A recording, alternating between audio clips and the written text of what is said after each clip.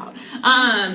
My name is Lauren Malcolm, and first off, I am super honored just to be able to be up here sharing with you guys, and I feel like there are so many of you in this room that I can learn from and have learned from, and first off, thank you for allowing me to speak to you. And I just want to share my background with you guys a little bit. So I grew up in the church. I'm a Kingdom kid. My parents were converted in Chicago when I was 6 months old. And they raised us in the church. My dad is a physician, but he also did ministry.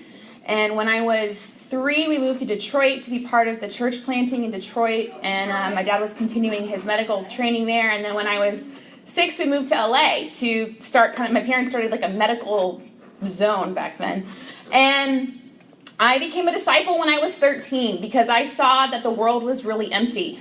And to be honest, too, when I was 10, we moved to Jerusalem to be part of the church planting there. And I got to see where Jesus lived and where he baptized.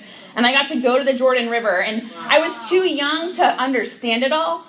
But I remember thinking, this is what I want. And I remember thinking, wow, this world is so empty when I got back to the United States and saw just how much materialism and even chasing after academia and in school. And I come from a very academically focused family. And I just felt like, man, even in 7th grade, I remember thinking, if this is it, this is like a waste. Like I should just go die. Like why spend so much energy on things that don't matter? And I'm so grateful that God saved me at a young age. I don't know that I would have made it later in life. I think I would have become so caught up in pursuing the world that I don't think I would have gotten it. And at 17, I ended up moving to the University of Georgia, to Athens, Georgia, which is where I attended college. And at that time period, it was 2003. So as many of you guys, or most of you probably know, that was not a shining time in our campus ministries. There weren't exactly a lot of options of even campus ministries to go to that had full-time leaders. And it was a time of like figuring out what do we even as a church believe and what are we going to teach and how are we going to still make disciples. And I remember starting a Bible talk in my freshman dorm with my roommate. It was an all-girls dorm, and it was very loosey-goosey, and whoever could lead it could lead it. But we were trying to do something right. And I learned, again, a lot from mistakes that we made along the way, but we knew we still wanted to have an impact and we wanted to change the world. And I met my husband in college. It took him a little while to figure out that piece, but it's okay because it took me a little while after he figured it out. So I was grateful that he had mercy on me. But we moved to Philadelphia in 2007. And he actually moved there a year before. He worked for Hope Worldwide and ran some of their programs. And then he went into the ministry. And I remember when he went into the ministry, I was like, that's great. You should do it. I'm never, ever doing the ministry, ever. and it really terrified me. To be honest, a lot of the examples I had seen in the ministry, women had burned out and they were sick and they had health issues, and I just felt like I don't want that. And in my pride, to be totally honest too, I wanted a job that people recognized and thought like, oh, I understand what you do. People don't understand what we do. I don't even know how to explain what I do to most people. And so to me, it was really hard coming out of college and, trying to wrap my mind around how do I do this. And my husband and I got married a year later in 2008, and I went into the ministry in 2008, and that's when our ministry in Philadelphia at the time, I think was like 11 or 15 maybe college students, and most of them were at community colleges in the suburbs. And Philadelphia has 300,000 students. Wow. So just to give you an idea in the surrounding area. So anyways, our ministry ended up going from about 11 to about, I think at one point it was like 65. Wow. And it was really amazing to see God grow the ministry. And our church even started meeting on our campus, and it was really, really cool. About 2 years ago, my husband and I decided to move to Penn State, or State College. It's kind of synonymous. Not to be confused with College Station, Texas, which is where Texas A&M is. Most people get the two confused, which is fine. But we live in the middle of nowhere, Pennsylvania, and we love it. It's awesome. But Penn State has about 45,000 students, and we have 5 disciples on campus. And when I got there, there were no girls, and I was 5 months pregnant, walking around this campus like, what in the world am I doing here? Not to mention that like the rest of the church hadn't had full-time leadership in 2 years and was really struggling, and it was hard. So, I feel like against my will, God has put me in situations where I have had to choose to build campus ministries and to figure out how to do that. And I say against my will because eventually my will aligns with God, but usually along the way I'm like, I don't want to do this. And the ministry paradigm that my husband and I have come up with is faith, family, and fun. And that's what we are teaching in State College, and that's what I want to share with you guys today. And I'm hoping that this can be practical, but it's also kind of a stream of consciousness of what I've learned from my mistakes and trial and error, to be honest. You can go ahead and turn over to 1 Peter 3. Oh, I forgot to mention, I also have a daughter. I told you I was pregnant when we moved to State College. So I had the baby. She's alive. Thank goodness. And I'm pregnant again with our second child. So that's exciting. And he is due in September. So we'll have one of each. It is a crazy time in life. And just to give you guys an idea of like our life in the past few months, I am part-time, my husband is full-time, and we just bought a house, and I might be starting a part-time from home job, research position type job, to help with funding, and my husband may be going back to school, and we're having a second kid, so it's like a crazy, crazy time in our family right now. So I'm sharing a lot of what I'm trying to teach myself too. But let's go ahead and read in 1 Peter 3. It says, "Wives, in the same way, submit yourselves to your own husbands, so that if any of them do not believe the word, they may be won over without words by the behavior of their wives, when they see the purity and reverence of your lives. Your beauty should not come from outward adornment, such as elaborate hairstyles and the wearing of gold jewelry or fine clothes. Rather, it should be that of your inner self, the unfading beauty of a gentle and quiet spirit, which is of great worth in God's sight. For this is the way the holy women of the past who put their hope in God used to adorn themselves. They submitted themselves to their own husbands, like Sarah, who obeyed Abraham and called him her Lord. You are her daughters if you do what is right and do not give way to fear. Husbands, in the same way, be considerate as you live with your wives, and treat them with respect as the weaker partner and as heirs with you of the gracious gift of life, so that nothing will hinder your prayers. Finally, all of you be like-minded, be sympathetic, love one another, be compassionate and humble. Do not repay evil with evil or insult with insult. On the contrary, repay evil with blessing, because to this you were called, so that you may inherit a blessing. For whoever would love life and see good days must keep their tongue from evil and their lips from deceitful speech. They must turn from evil and do good. They must seek peace and pursue it. For the eyes of the Lord are on the righteous, and his ears are attentive to their prayer. But the face of the Lord is against those who do evil. Who is going to harm you if you are eager to do good? But even if you should suffer for what is right, you are blessed. Do not fear their threats. Do not be frightened. But in your hearts, revere Christ as Lord. Always be prepared to give an answer to everyone who asks you to give the reason for the hope that you have. But do this with gentleness and respect, keeping a clear conscience, so that those who speak maliciously against your good behavior in Christ may be ashamed of their slander. For it is better, if it is God's will, to suffer for doing good than for doing evil. For Christ also suffered once for sins, the righteous for the unrighteous, to bring you to God. He was put to death in the body, but made alive in the spirit.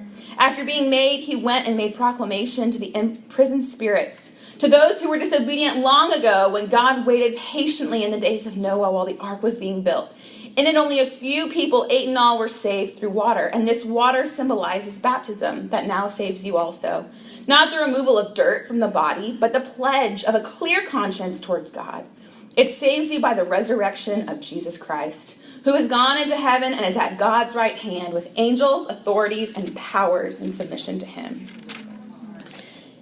Faith is the cornerstone, the foundation upon which we build every other godly virtue. 2 Peter 1:5 says that. Wow. Without faith, we cannot please God. If there's one quality I want to be known for and to pass on to the next generation, it's my faith.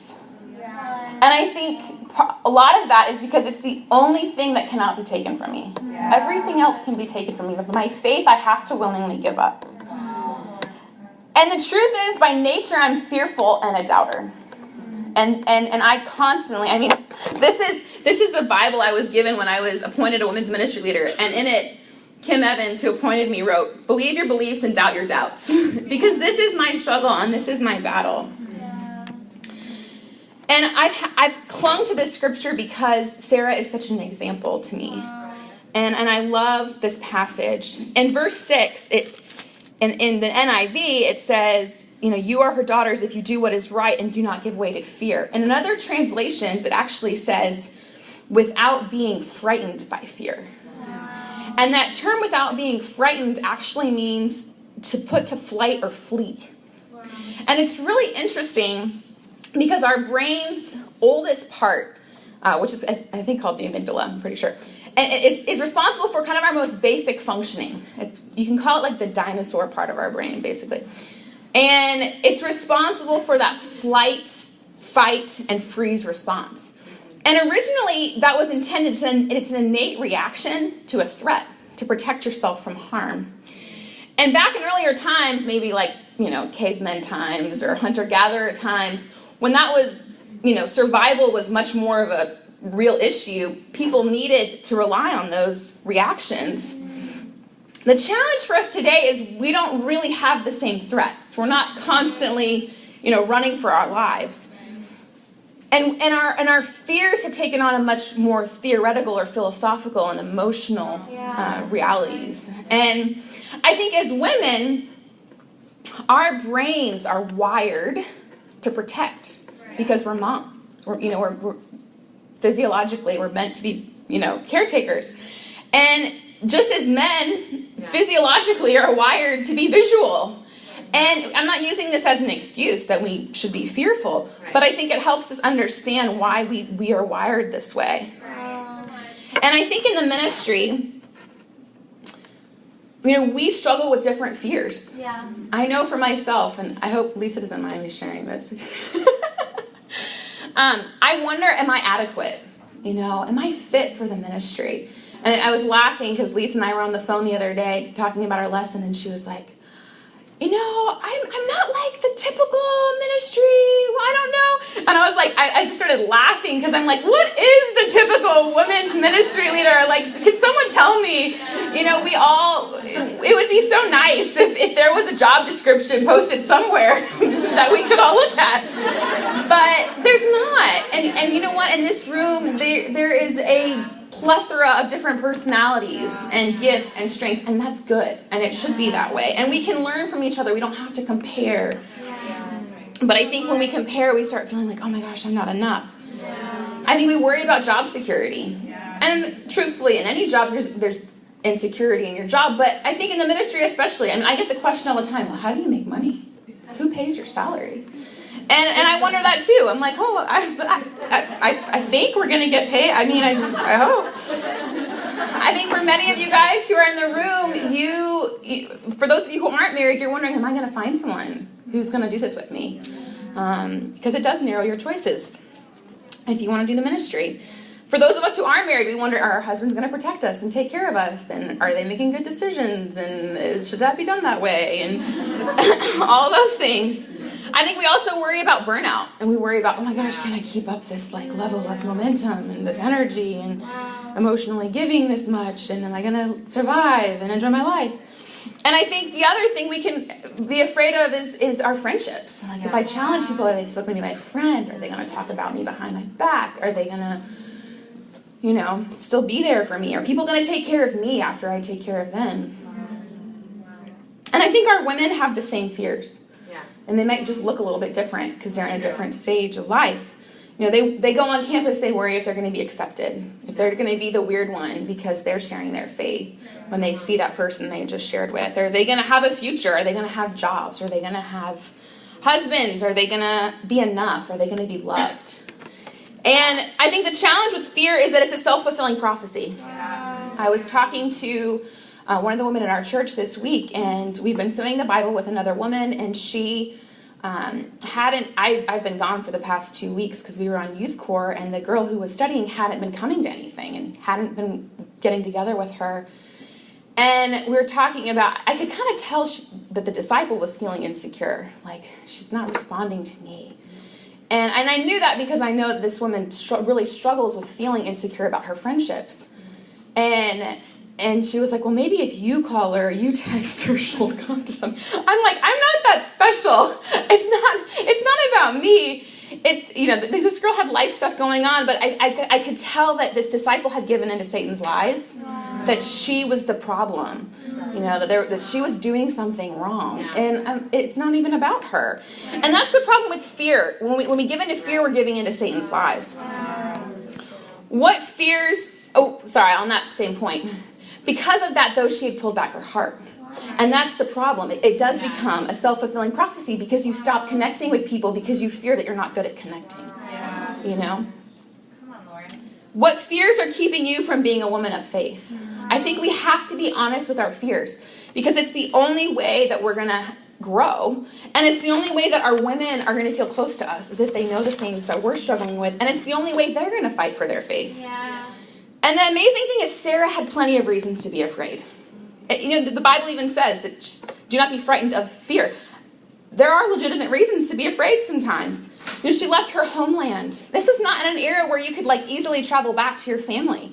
Yeah. It's hard for me being on the East Coast and my family's in LA and I can fly back. I can't imagine leaving my homeland and never being able to go back. Wow.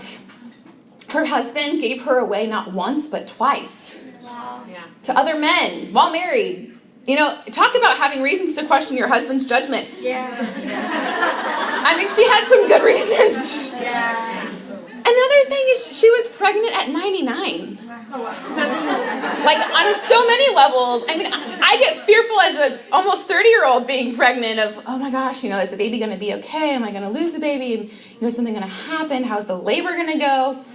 I can only imagine she had probably been pregnant before and lost babies and had miscarriages. I can't even imagine how much she must have felt the fears of, is this one really going to survive? Am I going to make it? Am I going to live past the labor and delivery?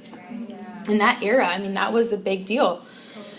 And her faith was far from perfect. You think about how she convinced her husband to sleep with her maidservant to have a child for her, and that obviously didn't work out very well. But it's crazy to me because she is held up as an example. Yeah. And so she must have overcome her fears and become a woman of faith. And even in spite of her mistakes, she shows us that there's hope.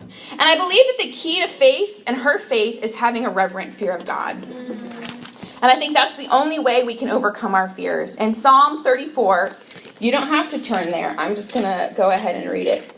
In verses 4 through 7, it says, I sought the Lord and he answered me. He delivered me from all my fears. Those who look to him are radiant. Their faces are never covered with shame.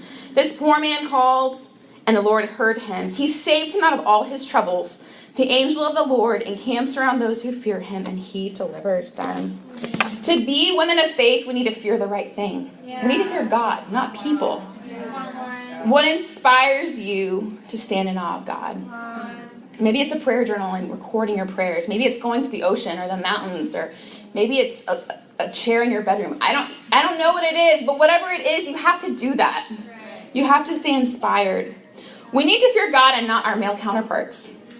And in 1 Peter 3:1, it says, in the same way, wives, be submissive. Well, if you go back and look in chapter 2, it talks about submit yourselves for the Lord's sake in verse 13. And in verse 18, it talks about slaves in reverent fear, submitting yourselves. Peter was challenging them to submit to worldly authorities who are harsh and cruel, we have no excuse. Our submission is a direct reflection of our faith in God. This doesn't mean we don't offer ideas, but if you don't have a better idea, just don't say anything. Know your husband or your counterpart's weakness and offer suggestions and solutions, not critique him. The thing with men is when we express concerns with fear and anxiety, they respond and they shut down. They can't hear it. But if we express it faithfully and joyfully, they're able to actually absorb what we're saying. So pray before you bring up things that you are concerned about. And requests work a lot better than hints. And I am like the queen of hinting around what I think. So would you consider X versus I wonder about this is a lot more effective at communicating what you actually think, because he won't pick up on that nuance. And then you won't be angry afterwards because you felt like you expressed yourself. Accept that you are weaker. And even, Lisa talked about this. I tried staying up with my husband at night. It's crazy for me to try to stay on his schedule. It takes faith to do that sometimes. We need to not be self-reliant and try to keep up with them. Have faith that God has you with your counterpart. Our faith is our most treasured possession. Don't let Satan steal it. My second point is family. The purpose of family in the world is procreation. When you think about it, like this is how the world goes on creating. It's how we take care of needs. It's how we train and teach. The challenge today is that family is disintegrating. In the United States, 50% of all North American children will witness the divorce of their parents. Almost half of them will also see the breakup of a parent's second marriage. The church needs to be a model of family to a lost world. It's how we're going to grow and how we're going to train up leaders. God takes care of us through families. In Psalm 68:6, it says he sets the lonely in families. It's interesting to me that the only great example of female relationships in the Bible are Naomi and Ruth, really, and Mary and Elizabeth, and they were all familial relationships. Women especially need help with their relationships. Let's just be honest. We're contentious. And you see that in the Bible. Most of the time it's like warning the women to get along. In verse 8 of 1 Peter chapter 3, we read this. It talks about being like-minded. That is really hard to do because none of our two minds are alike. And if you're married, you understand that. But even with women, it's hard. It's impossible without God. But we have to teach our women how to handle hurt and conflict in a godly way. And to not be deceitful with their lips and not gossip and not lie and not get around, the things they feel. We have to help them with bitterness and resentment and teach them how to work through their hurt in a healthy way. And we have to do this, I think, by befriending our women. Because the way that we're going to teach friendship is by showing them how to do it, by exemplifying it. Some ideas that we put into practice when we were in Philadelphia, and even some now, are doing freshman breakfasts with your students the first month of the semester, doing big brothers, big sisters, pairing up your freshmen with incoming people, having leaders meetings at our house and having dinner as part of it, having shepherding couples assigned to Bible talk leaders or to Bible talks, having the older members of the church cook for the campus students, once a semester, and connecting students with families at holidays. And all these things help build family. It doesn't have to all be on us. We can get the rest of the church. It's actually better if we get the rest of the church involved. And when you're building friendship and family, you build memories and a sense of fun. Yeah. And that's my last point. In verse 13, it says, even if you should suffer for doing good, you're blessed. And blessed just means happy. We have an eternity of no pain or tears. Shouldn't our lives on earth reflect that joy? Yeah. I think as women, we tend towards being task-oriented, and we see the issues in the ministry. Guess what? So does probably everybody else. We're not unique in that. But we need to have fun. We need to enjoy what we do. How will women want to follow us if we seem burdened and miserable all the time? In Proverbs 31, it talks about how the woman of noble character laughed at the days to come. And I love that scripture because it's not naturally me. But do you exude a spirit of joy? Make fun a priority in your schedule. And I'm not saying that as an exception to working hard. Obviously, we need to work hard, but prioritize fun. I think a lot of us probably can go to the extreme of working so hard that we're not enjoying life, and we're not teaching our women to enjoy their lives. And some ideas just for having fun. I mean, a lot of you guys are probably already doing these things, but parties are great, Celebrate holidays, Halloween, Christmas, have an end-of-the-year banquet.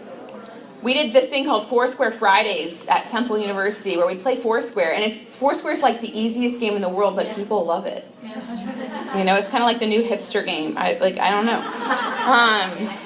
We did Mission Impossible challenges, or Mission Possible challenges with our Bible Talk leaders, where we gave everyone a mission each week that they had to fulfill. We talked about it, and it was fun. It made evangelism fun and not like, oh, I've got to go do this, Doing tailgates and going to sports games, participating in things on campus. Those are fun activities. Do them. Have fun icebreakers and Bible talks and devotional. At your Bible talks and devotionals.